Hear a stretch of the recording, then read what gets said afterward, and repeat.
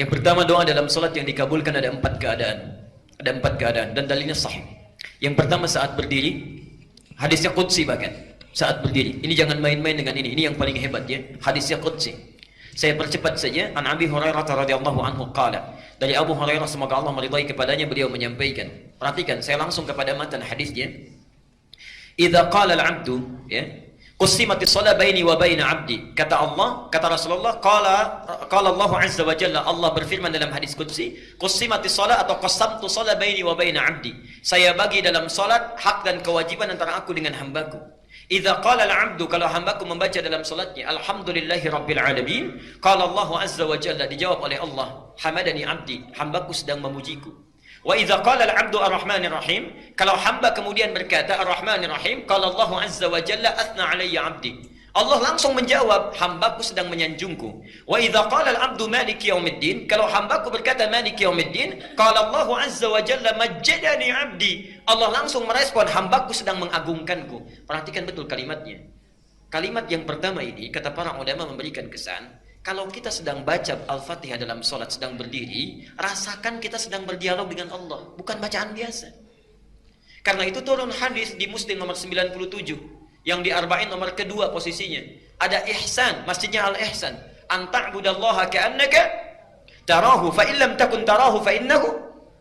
Jadi kalau kita sedang beribadah kepada Allah, rasakan seakan-akan bersama Allah, berdialog. Kalau kita tak mampu menatapnya, yakinkan saat beribadah Allah mengawasi kita. Itu ada jawaban. Yang paling hebat, perhatikan. Wa idza qala al-'abdu, ini poinnya. Kalau hamba sedang berkata iyyaka na'budu, perhatikan rumusnya ya. Wa iyyaka nasta'in. Ya Allah, kami jadikan aktivitas kami sebelum salat sebagai ibadah kepadamu. Jadi sebelum salat itu nanti antum zuhur salat ya. Sekarang niatkan ibadah, nanti makan niatkan ibadah, minum ibadah, pulang ibadah. Kalau ada hamba yang seperti itu, wa iyyaka nasta'in, dan sekarang kami punya permohonan, hanya kami mohonkan kepadamu. Kenapa kalimat iyyaka nasta'in ini muncul? Karena ini perintah di Quran saat dalam fikih salat, Al-Baqarah 45. Perhatikan, bagi orang-orang yang punya persoalan sebelum salat, wasta'inu bis-sabri was-salat. Kenapa kita dipanggil oleh Allah lewat salat? Itu bukan hanya tuntutan fikih semata. Allah sebetulnya ingin menyelesaikan segala persoalan yang kita bawa sebelum menghadap kepadanya. Seakan-akan ketika mengatakan hayya 'alas shalah, di salat, punya masalah apa? Punya problem apa? Punya kesulitan apa yang akan diselesaikan? Karena itu dalam panggilan adzan setelah hayya 'alas shalah apa? Hayya 'alal falah. Kalau orang salat pasti bahagia karena masalahnya selesai. Karena itulah ketika kita mengucapkan iyyaka na'budu ya Allah, adabnya, saya sudah beribadah kepadamu, sekarang punya permohonan, hanya kepadamu saya panjatkan. Apa jawabnya? Hadza baini wa baina 'abdi. Inilah komitmen antara aku dengan hambaku. Wali 'abdi, perhatikan kalimatnya. Wali 'abdi, dan untuk hambaku yang telah menjadikan aktivitasnya sebagai ibadah itu, masa'ala, apapun yang engkau minta saat ini aku akan berikan. Aku akan berikan. Dan itu sudah dipraktekkan oleh Nabi Zakaria sejak muncul perintah solat di awal-awal. Jadi solat itu bukan hanya pada Nabi Muhammad, Nabi Isa solat, Nabi Musa solat, Nabi Zakaria solat, tapi caranya tidak sama dengan kita. Perhatikan hebatnya cara Allah mengabulkan doa. Saya mau tanya, kalau suami istri sudah menikah, puluhan tahun belum punya keturunan, suaminya sudah divonis sepuh, istrinya divonis monofos dan mandul, secara medis mungkin tidak punya anak. Secara medis mustahil punya anak. Nabi Zakaria bangun, masuk ke mihrabnya. Ali Imran surah 3 ayat ke-38 dan 39. Perhatikan. Dalam solatnya berdiri itu meminta kepada Allah. Hunalika da'a Zakaria rabbah. Di mihrabnya Zakaria bermohon kepada Tuhannya. Apa doanya? Qala rabbi habli min ladunka dzurriyyatan thayyibah. Duhai Allah, saya sudah berusaha mendapatkan keturunan, berobat sana sini enggak dapat-dapat. Sekarang saya pasrah hanya meminta kepadamu. Innaka sami'ud du'a. Sungguh hanya Engkau yang pasti mendengar doa saya. Tidak menunggu lama, doa selesai dipanjatkan, langsung muncul ayat 39.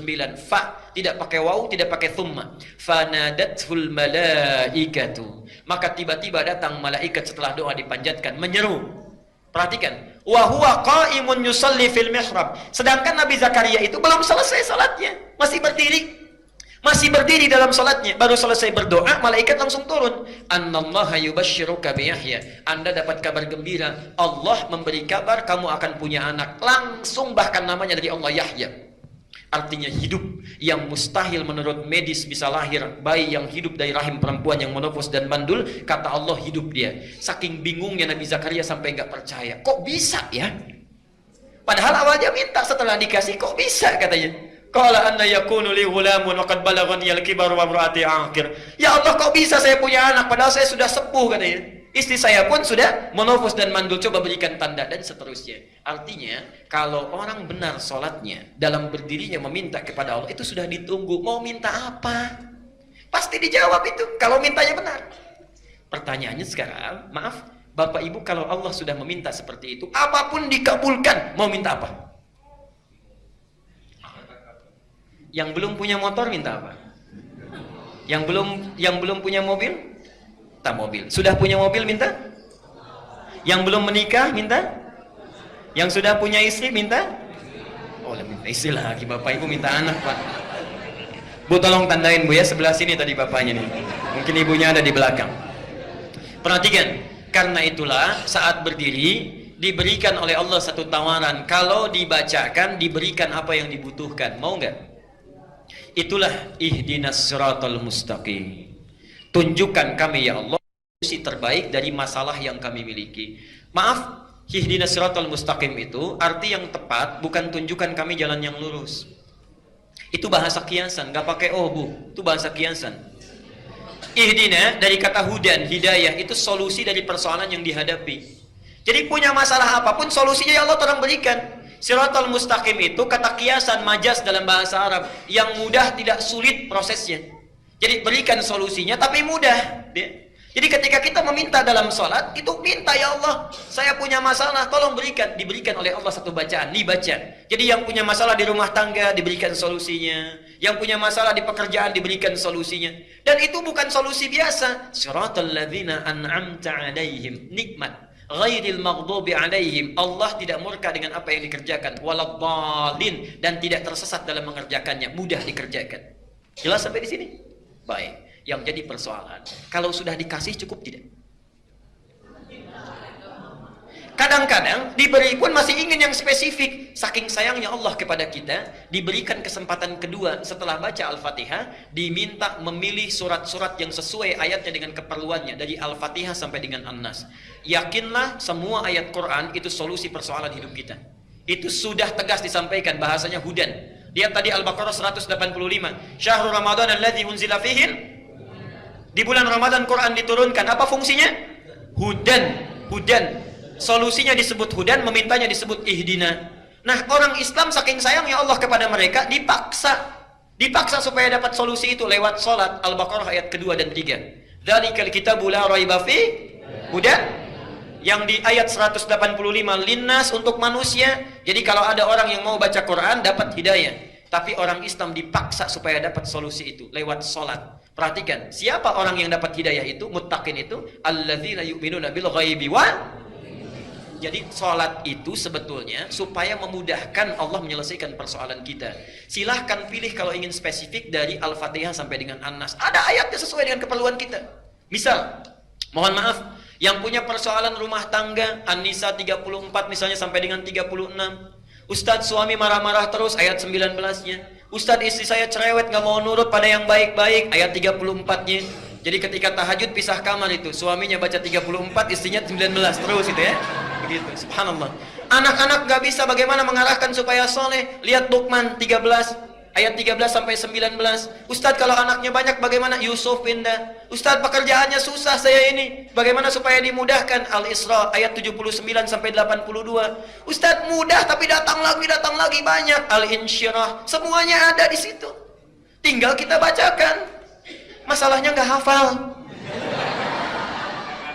Jadi dari subuh sampai isya yang dibaca itu lagi. An-Nas lagi. Pantas mimpinya ketemu jin terus, itu yang dibaca. Yang jadi persoalannya. Jadi pertama saat berdiri itu caranya. Jadi kalau ibu bertanya atau bapak bertanya dari kertas tadi, artinya siap menghafalkan ayat Quran. Hadir malam Jumat, nanti kita berikan gambarannya. Yang kedua saat ruku, tapi dalam ruku nggak boleh baca ayat Quran. Ya, cukup mintakan. Baca doa yang sunnah dulu, bisa pilih banyak doanya. Subhanakallahumma bihamdika Allahumma ghfirli, atau subhana rabbiyal azim, atau subhana rabbiyal azim wa bihamdi, dan sebagainya banyak. Silakan setelah itu mintakan dalam hati kita atau membaca doa yang seperti Nabi contohkan. Silakan buka buku sifat salat Nabi, banyak di situ doanya, ya. Yang karya Ibnu Qayyim Al-Jauziyah, yang karya Syekh Muhammad Nasiruddin Al-Albani, yang karya Syekh Sya'rawi, banyak buku sifat salat Nabi, ada penuntun di situ. Yang ketiga saat sujud, ini yang paling utama. Perhatikan hadis Ibnu Abbas. Innama aqrabul 'abdi min rabbih wa huwa sajidun fa aktsirud du'a. Tidak ada keadaan paling dekat antara hamba dengan Tuhannya kecuali saat sujud. Karena itu perbanyak doa saat sujud. Bukan hanya sujud yang terakhir, tapi dalam setiap sujud. Ya. Kenapa disebutkan sujud yang terakhir? Ini sebetulnya ada pesan penting di situ. Maaf, sekaligus saya sempurnakan. Nabi itu rindunya tertumpahkan dengan Allah dalam dua keadaan. Satu, saat datang wahyu. Kalau wahyu datang senangnya luar biasa, lepas rindu dengan Allah itu. Pernah wahyu tidak turun 6 bulan berturut-turut. Sampai bingung luar biasa, gelisah. Sampai kadang-kadang naik ke bukit mau turun lagi. Kata orang kafir Quraisy itu Muhammad sudah gila tuh, ditinggalkan oleh Tuhannya. Tiba-tiba turun 2 surat sekaligus. Ad-Duha dengan Al-Insyirah. Wad-Duha. Hei Muhammad, demi waktu duha yang menjamin engkau bahagia dalam kehidupan. Wal-laili idza saja, ataupun saat keadaanmu seperti gelap gulita seperti malam yang dikelilingi oleh kegelapan. Ma wadda'aka rabbuka wa ma qala. Yakinkan dalam keadaan suka dan duka Tuhanmu tidak pernah meninggalkanmu, atau engkau dikatakan sebagai orang yang gila, dan seterusnya. Turun wahyu, senang lagi Nabi. Atau yang kedua saat sedang sholat. Di saat sholat itu subhanallah sudah rindunya dengan Allah itu tertumpahkan saat itu. Karena itu Nabi jangankan yang wajib, yang sunnah itu kakinya bisa sampai bengkak-bengkak. Saking nikmatnya melakukan pertemuan dengan Allah, saking nikmatnya. Pernah dengar hadis Nabi saat tahajud kakinya sampai bengkak? Itu baru rakaat pertama, Bu. Rakaat pertama Aisyah sampai nangis-nangis itu melihat itu, ya. Rakaat pertama padahal yang dibaca Pak cuma 3 surat itu. Al-Baqarah, Ali Imran, An-Nisa. Itu Rasulullah. Subhanallah. Sunnahnya itu salat kusufnya juga banyak. Saya pernah di satu tempat itu saat salat gerhana, salat kusuf. Sebelum dimulai salat saya maju ke depan, saya sampaikan, Bapak dan Ibu sekalian, apakah kita akan salat sesuai sunnah Nabi atau mirip-mirip Nabi? Kompak. Sesuai sunnah Nabi Pak. Baik, saya bilang. Saya teruskan lagi. Kalau sesuai sunnah Nabi, karena salat kusuf itu 2 rukuk 2 sujud, akan 4 kali baca surat, maka insya Allah surat pertama saya baca Al-Baqarah, kedua Ali Imran, ketiga An-Nisa, keempat Al-Maidah. Mirip-mirip sunnah Nabi Pak. Ada lain tuh ya. Itu Nabi. Jadi jangankan yang wajib, yang sunnahnya pun dikerjakan dengan luar biasa. Subhanallah. Para ibu sekalian, apa yang terjadi? Karena itulah dalam sujud yang terakhirnya, kenapa lebih panjang? Karena sulit lagi menantikan pertemuan dengan Allah, walaupun waktu yang ditunggu cukup singkat. Kalau orang sedang dirundung cinta, rindunya luar biasa, menunggu 5 menit saja bagaikan 5 hari. Karena itulah di sujud yang terakhir itu panjang. Kalau orang khusyuk sholatnya, merasakan kenikmatan dengan Allah, itu subhanallah setiap sujud itu walaupun yang dibaca cuma 1 kalimat, panjangnya luar biasa. Lama mau bangkitnya karena merasakan kenikmatan dengan Allah.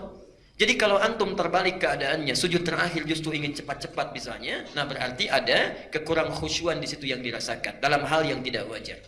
Yang terakhir sesaat sebelum salam. Sesaat sebelum salam, ya. Jadi nanti ada banyak doanya. Allahumma hasibni hisaban yasira, atau Allahumma ij'al fi lisani nura, wa fi qalbi nura, wa fi aini nura, dan sebagainya. Silahkan pilih di antara 4 keadaan itu. Kalau yang saat berdiri belum terpanjatkan, minta saat rukuk. Saat rukuk belum terpanjatkan, minta saat sujud. Saat sujud belum dimintakan, minta sebelum salam. Kalau 4 kali diberi kesempatan belum meminta juga, berapa kali mesti diberikan kesempatannya?